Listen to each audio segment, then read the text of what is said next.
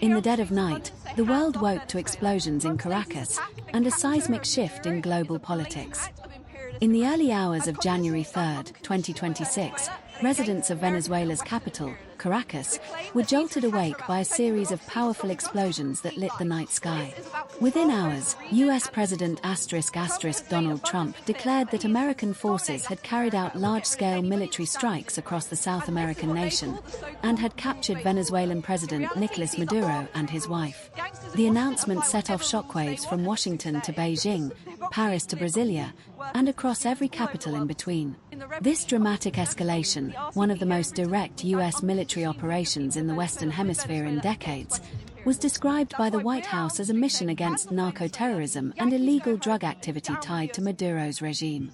Trump claimed the strikes were pinpoint and successful and assured the world that no American soldiers were killed in the operation.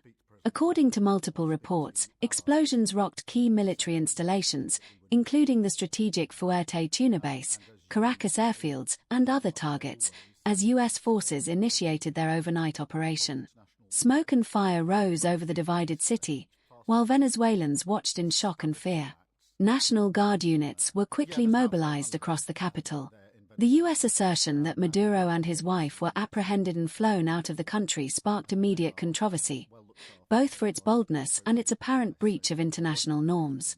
Venezuelan authorities declared a state of emergency, denounced the attack as an act of American aggression, and made conflicting statements about the whereabouts of their leader.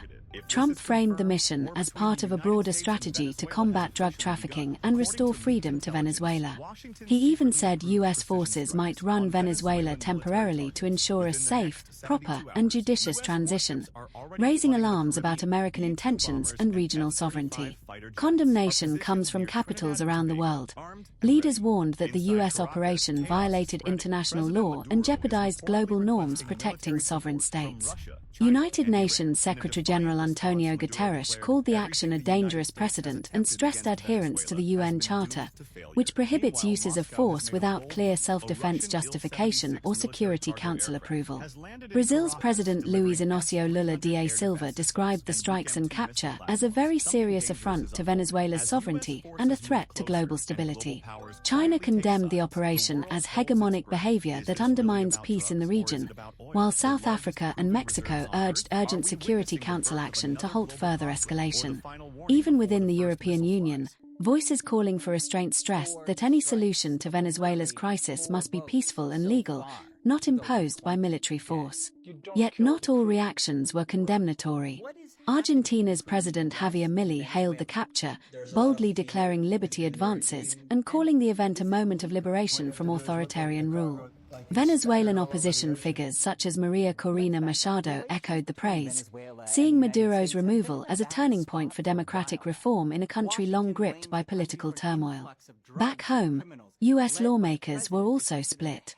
Democratic members of Congress harshly criticized the strikes, saying Trump had violated both international law and the U.S. Constitution by bypassing congressional authorization for military action. They argued that there was no imminent threat to justify the use of force, and that the operation risked dragging the United States into an open conflict with unpredictable consequences. Republican voices, by contrast, celebrated the mission as a demonstration of American resolve against drug trafficking and authoritarianism.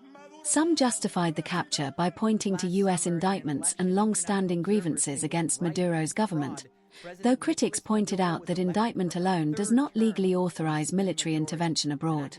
Legal experts and international scholars widely argue that the operation may qualify as unlawful under the UN Charter, a crime of aggression lacking clear justification or Security Council endorsement. They warn that setting such a precedent could erode the post-World War II legal framework that governs interstate conflict. Beyond governments and diplomats, people living in Venezuela experienced real and stark consequences. Videos and eyewitness accounts show fear, chaos, and disruption in Caracas as explosions and low-flying aircraft shook neighborhoods. Emergency declarations and travel advisories were issued as civilians grappled with uncertainty. Questions about refugees, border security, and long-term stability now loom large for neighboring Colombia, Guyana and others worried about spillover effects. With political leadership in Caracas in disarray, there's profound concern about civil order, humanitarian needs, and the future of Venezuelans who have suffered years of economic collapse and migration pressures. As the world watches one of the most dramatic geopolitical events of the decade unfold, several key questions remain. Will Venezuela descend into deeper conflict, or begin a peaceful transition? How will global institutions like the UN respond to what many view as an unlawful strike? Can the US sustain legitimacy and support among allies after unilaterally deploying military force? The reverberations of this moment, the bombardment of a sovereign nation and the capture of its leader, will shape international relations, law, and regional security for years to come. Only time will tell whether this is a turning point toward peace and reform, or the beginning of a new era of global instability.